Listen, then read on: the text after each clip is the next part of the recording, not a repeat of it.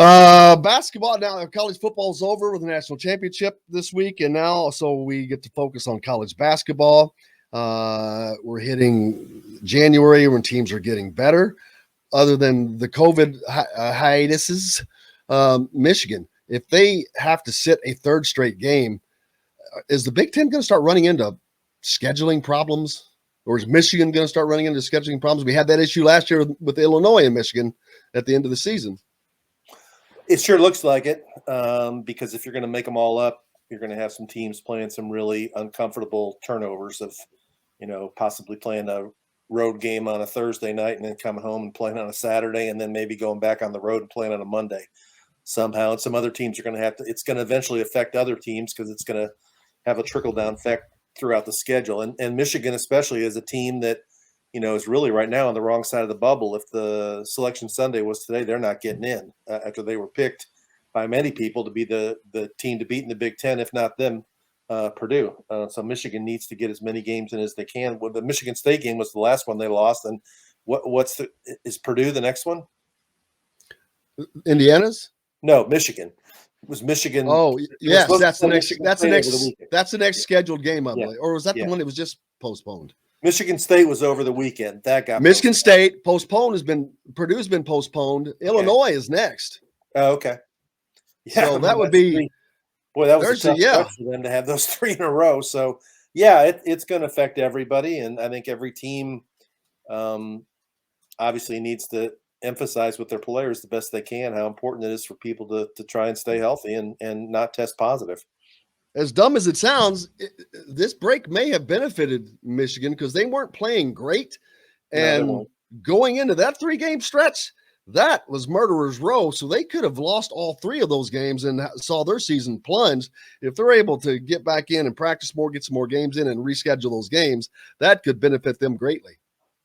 Yeah, I guess it depends just how much they stack up on top of each other. Because at some point, if you're having back-to-back weeks of 3 games each, that with the travel and stuff, I think you're putting yourself at risk of being at a disadvantage. How big would Indiana beating Wisconsin have been? They are 13-2 right now. They took down Purdue on the road. They beat Iowa at home, and they beat Maryland on the road right now. You've got them ranked 18th in your top 25 poll this week. But again, 13-2, Indiana, that would have been just a really, really great resume builder for them. Yeah, that's the one that has to sting the most. I mean, Penn State, people can talk about, but Penn State has gone on they played Purdue tough and they blasted Rutgers last night. Wisconsin's the game they were up 22 and should have won, let the lead slip to 17 at halftime. And because of the track record of Indiana going to Wisconsin and that being so early in the year, that would have been – so would have Syracuse. I mean, they should have won that game too. Syracuse is now, I believe, either 8-8 or 7-8, one or the other. They beat Pittsburgh last night. One of those 2 games they should have won. But, let's think back to a week ago. We were talking about this, and last week everybody was, pretty skeptical about IU and which way they were going. And they bounced back with their best win of the year against Ohio State and backed it up with a solid win against Minnesota, even though they didn't play great in that game. But they did win both those games by double figures. I looked it up. It's the first time they won back-to-back games in the Big Ten by double figures since Romeo's year. So 2 whole seasons without doing that. And now the next thing is, the obvious thing is they've lost 7 straight road games, 2 this year and 5 last season. They need to go on the road and they need to win one of the 2. They need to beat either Iowa or Nebraska. And Iowa is typical Iowa, very good on offense, not so hot on defense.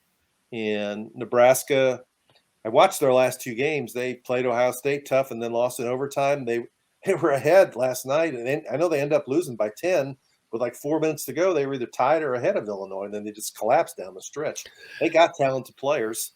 That won't be an easy game, but Indiana needs to win one of the 2. If they win both of them, then the atmosphere in Assembly Hall for that Purdue game is going to be back to the last 20 or it'll be up there with what I guess it was in the 2013 season. Oh, absolutely. And these two road games are winnable. Both of these very winnable for Indiana. But I've said the same thing as you have. Nebraska's been playing people tough. They last night against Illinois, they did it. I'm like, they're gonna get somebody that because score is everybody misleading. comes in. That wasn't a 10-point game, and we saw Nebraska play Indiana and Bloomington. They were in the game until the last few minutes. And then Indiana has played Iowa very well on the road. Beat them last year. And if they can do that again, if they can get both of those road wins, the confidence that they would come back to Assembly Hall with against a Purdue team that they haven't beaten in 9 tries or would be 10.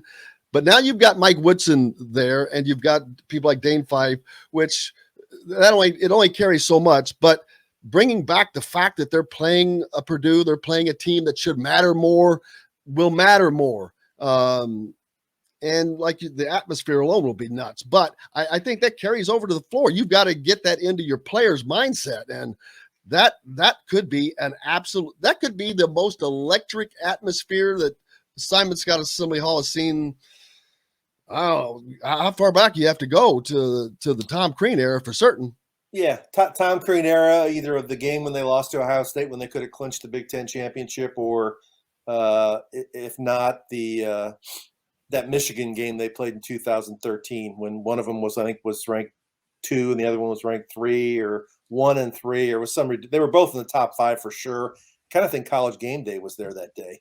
It was the game when Oladipo missed the alley-oop dunk that they still show the highlight of him going up to get it.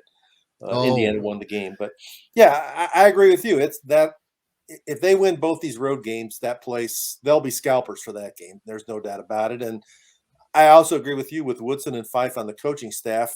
I don't have any evidence of it, but it sure seemed like Archie, and maybe because Durham and Hunter and some of these other dudes aren't from the state of Indiana, I don't really think they understood the Purdue rivalry. I think Purdue does because Painter played there, and Ivy and Stefanovic and all those dudes, Thompson, Newman, they got a lot of Indiana kids. They get it.